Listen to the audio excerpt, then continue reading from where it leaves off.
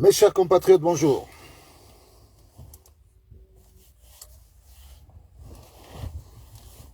Nous allons commencer notre direct.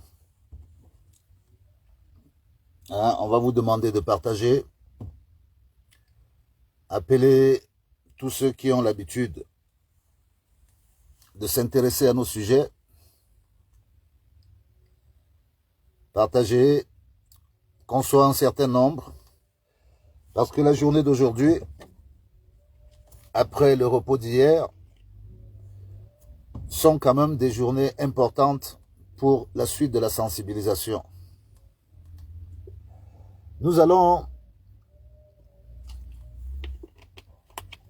parler de pas mal de sujets parce que je constate depuis un certain temps. Donc, vous partagez, on interpelle tous ceux qui sont dispo. Mettez des cœurs, protégez le direct.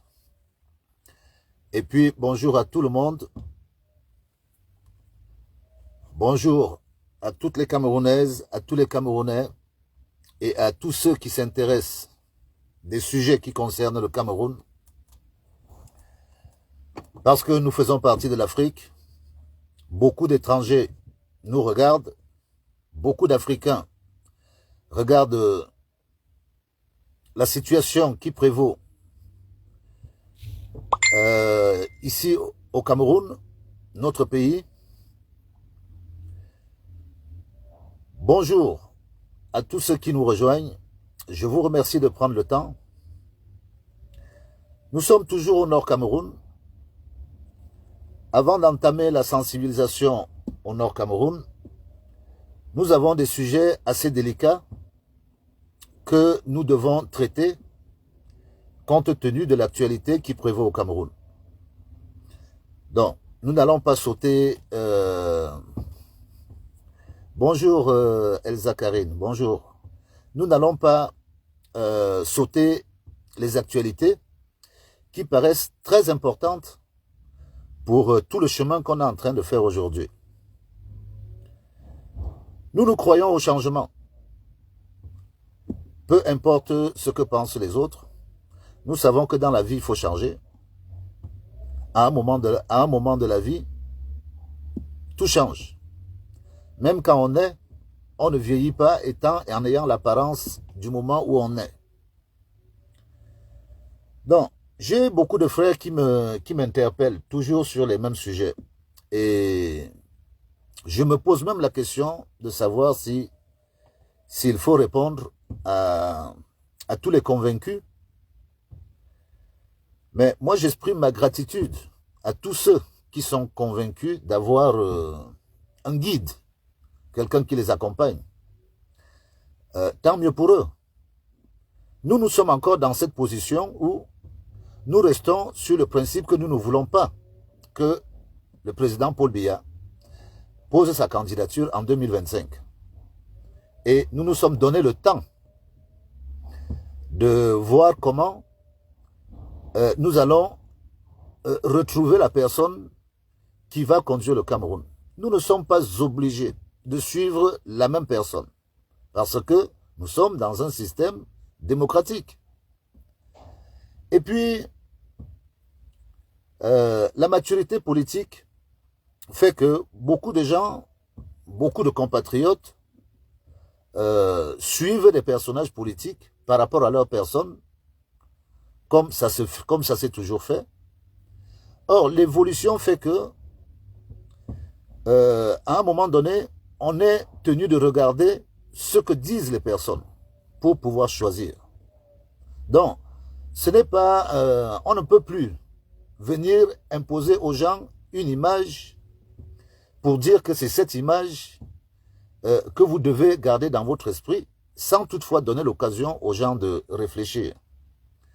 Donc, je n'arrive pas à définir l'esprit démocratique de ceux qui veulent le changement et qui se disent que le seul changement, c'est une personne.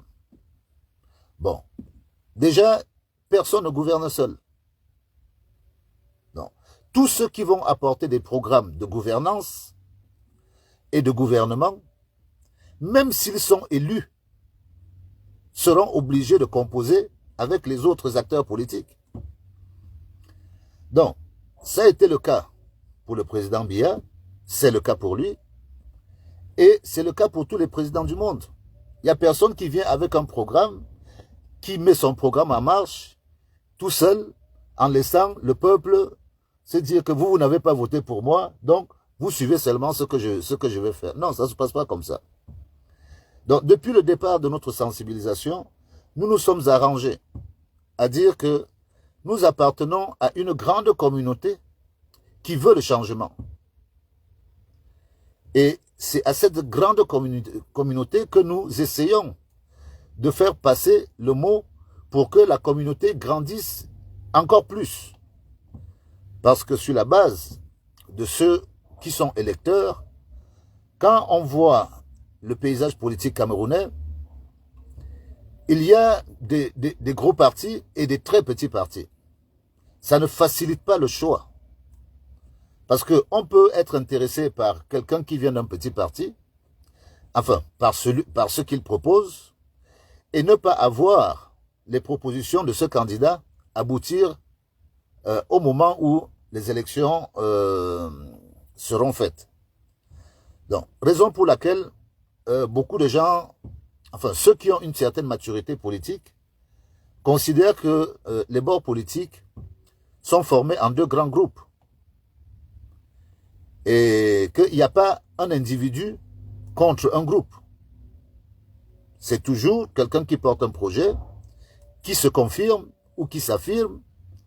Mais pour arriver à gouverner, il est obligé d'appeler avec lui tous ceux qui partageaient le minimum d'engagement ou le minimum d'idées qui conviennent au changement.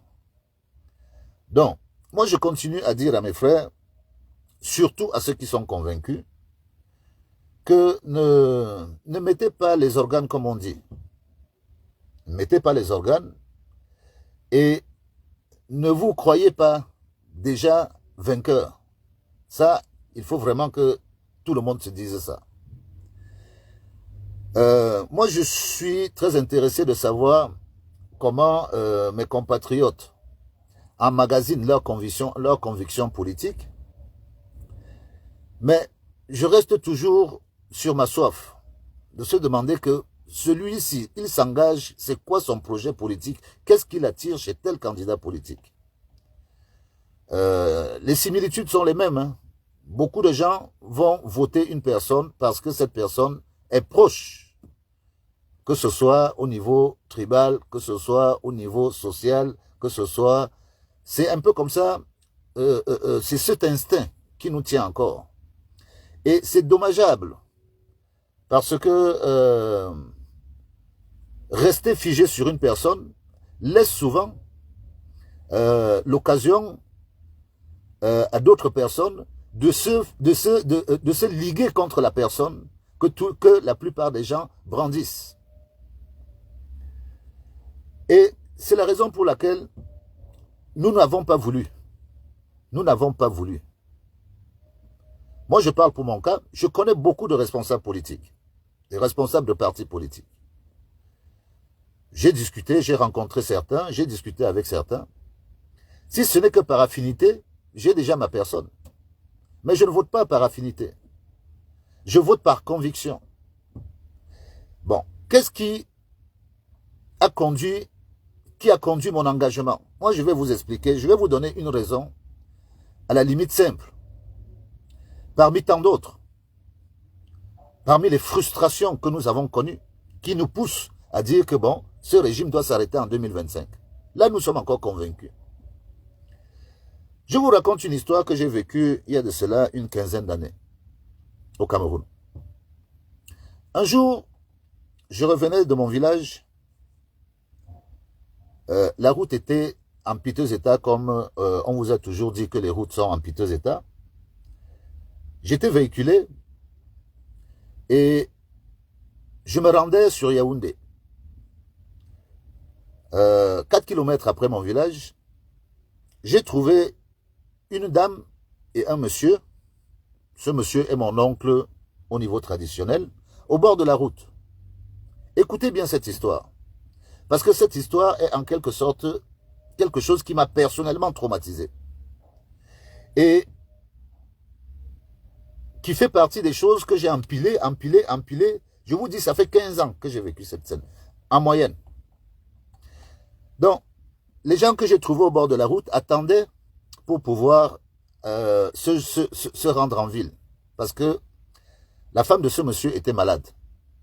Je me suis arrêté, j'ai pris la femme, j'ai pris le monsieur.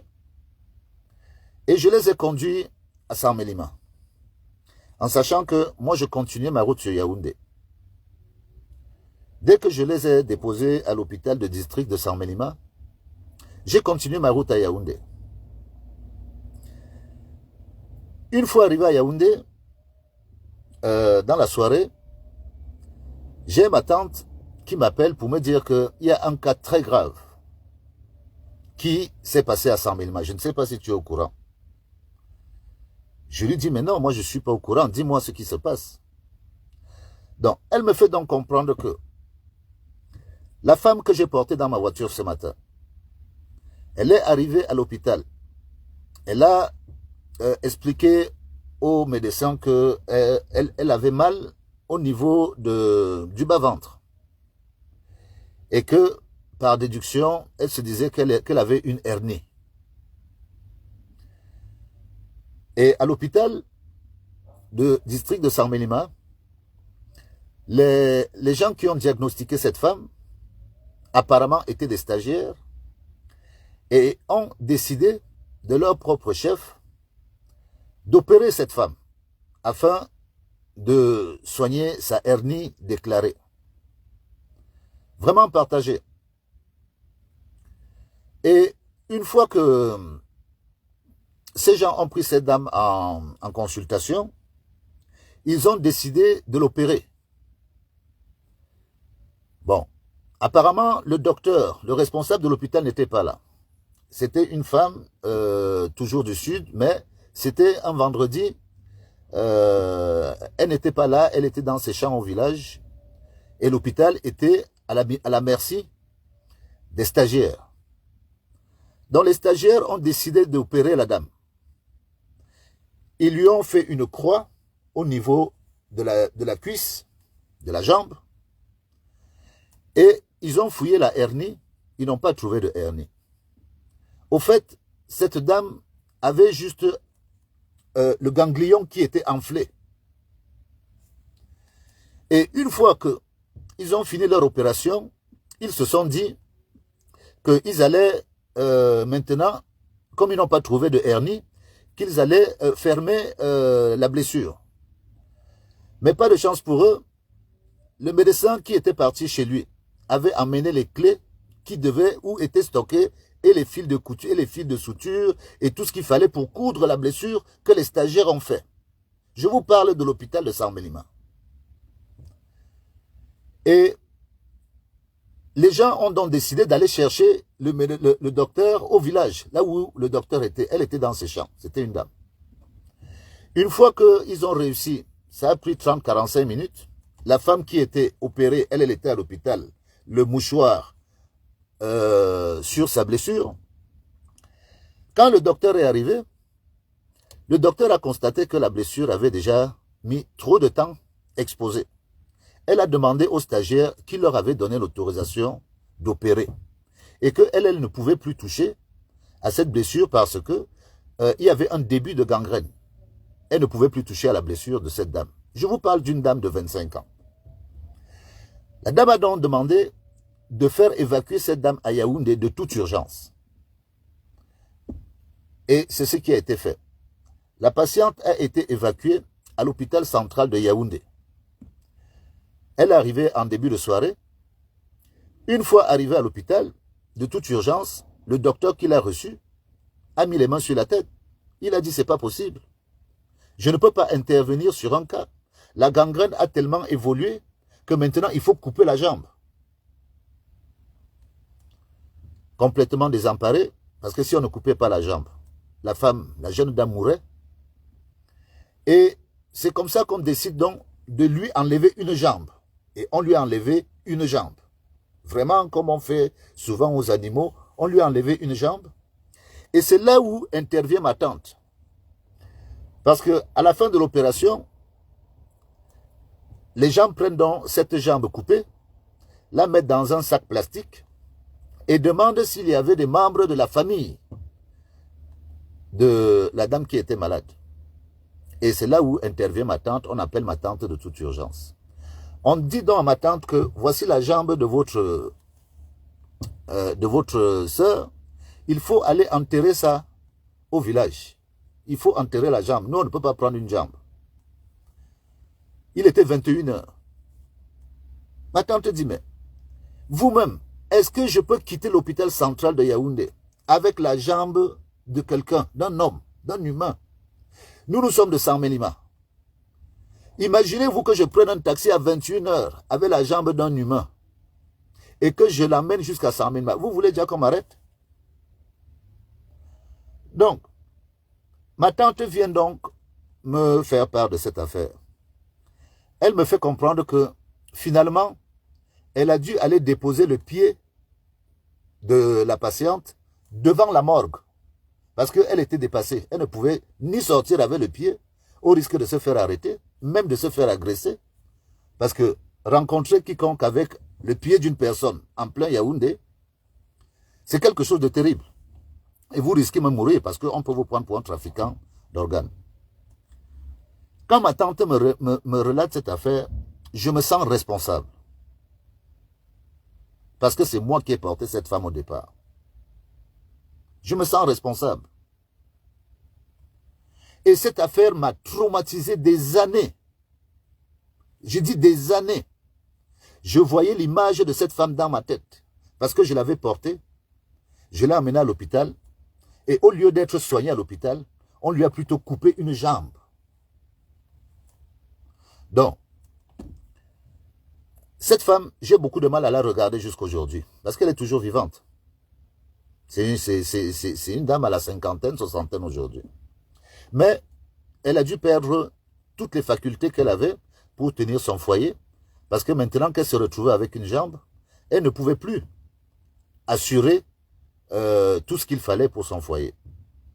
Vous voyez, quand vous rencontrez ce genre de scène dans votre vie, et que vous arrivez à vivre de manière normale, à la limite,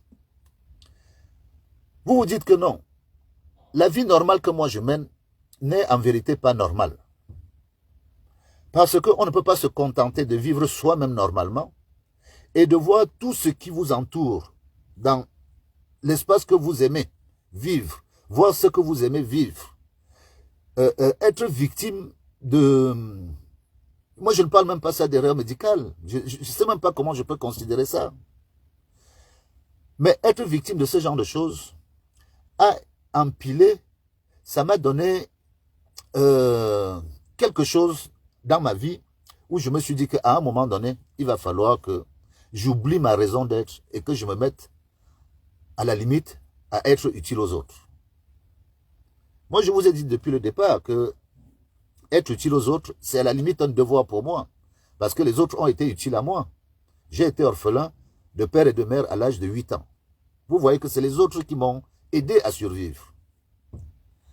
Donc, au moment où on prend la décision de s'exprimer en politique, c'est parce que moi j'estime que le côté professionnel, à la limite, je peux m'en sortir. Même si vous me laissez en Chine, moi je vivrai. J'ai 9 corps de métier où je peux exercer. Des métiers reconnus. Mais ce n'est pas le cas pour tout le monde. Ce n'est pas le cas pour tout le monde. Donc, quand vous vous engagez en politique, engagez-vous en fonction de ce qui peut être le ciment de votre conviction. Si vous êtes contre l'injustice, regardez les paramètres qui vont faire qu'il y ait moins d'injustice. Si vous êtes contre le vol, regardez les paramètres qui vont vous permettre de regarder celui qui va proposer moins de vol. Il y a tellement de choses qui fondent les convictions qui fait qu'on n'est pas obligé d'avoir les mêmes convictions pour évoluer dans un même sens. Chacun apporte sa part et à un moment donné, on se réunit et on fait une force. Je crois sincèrement, je vous donne cet exemple. Il est valable pour ce que je dis et il est valable pour d'autres raisons. Il y a plusieurs raisons qui font que les gens s'engagent. Moi, je me suis engagé à sensibiliser. Parce que je ne veux pas entrer dans le flou, bien que j'y suis déjà. Je vous ai déjà dit que la double nationalité, moi, je la vis. Je vote en France et je vote au Cameroun. Au Cameroun, on ne m'a jamais dit de ne pas voter. Hein. Et en France, c'est un devoir. Donc, je vote des deux côtés. Ça ne souffre pas. Et après ce long règne du président Paul Biya, nous voyons les yeux ouverts, le cerveau aéré, qu'il y a des choses qui ne peuvent même pas être arrangées par le régime. Nous le voyons. Bonjour Habib. Nous le voyons. Et c'est pour ça que nous apportons un autre son de cloche. Et moi, je fais partie de ceux qui, à la limite, ne considèrent pas l'échec comme une fatalité. L'échec, c'est aussi un espoir.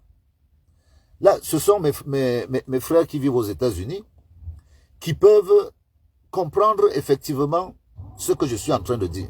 L'échec n'est pas une fatalité. Mais l'avantage, quand on a échoué, c'est de reconnaître qu'on a échoué. Et c'est le problème que moi j'ai avec le régime en place. Qu'on ne peut pas continuer à cautionner l'échec des choses qui ont échoué pour se dire que, comme ils ont échoué quand on faisait avant, c'est quand on va recommencer à faire qu'on va mieux faire. Non, ce n'est pas... Ça, c'est pas reconnaître qu'on a échoué. Le président Paul Biya ne porte pas l'échec sur ses épaules que c'est lui qui est la cause de tous les problèmes du Cameroun. Non. C'est son équipe et la politique qu'il a implémentée et la façon dont il a gouverné qui a créé toute la situation dans laquelle on se retrouve tous à décrire aujourd'hui. Moi, je me rappelle d'une belle petite phrase qui était venue de... C'est Franck qui avait lancé, je ne sais pas si c'est lui-même, ou on lui a fait dire ça. Quand il avait dit que les amis de son père ne sont pas ses amis. Oh là là, je ne sais pas si je suis interpellé ou on m'appelle. Je suis en plein boulot, donc sûrement on va devoir faire des petites interruptions. J'ai dit 14 h et je me suis lancé à 14 h. La sensibilisation que nous faisons, c'est celle qui consiste à dire à tous ceux qui sont victimes du système de repenser le choix qu'ils ont l'habitude de faire par accoutumance, mais de le repenser en réfléchissant. Ne quittez pas, hein, je vous en prie.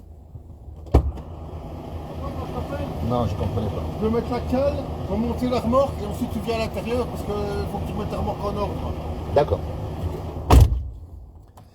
Mes chers compatriotes, le travail m'appelle. Je reviens vers vous d'ici 15 minutes. Je vous prie de m'excuser, mais c'est une urgence. J'ai eu du retard. Je vais revenir vers vous parce que notre discussion a beaucoup d'intérêt. À tout à l'heure.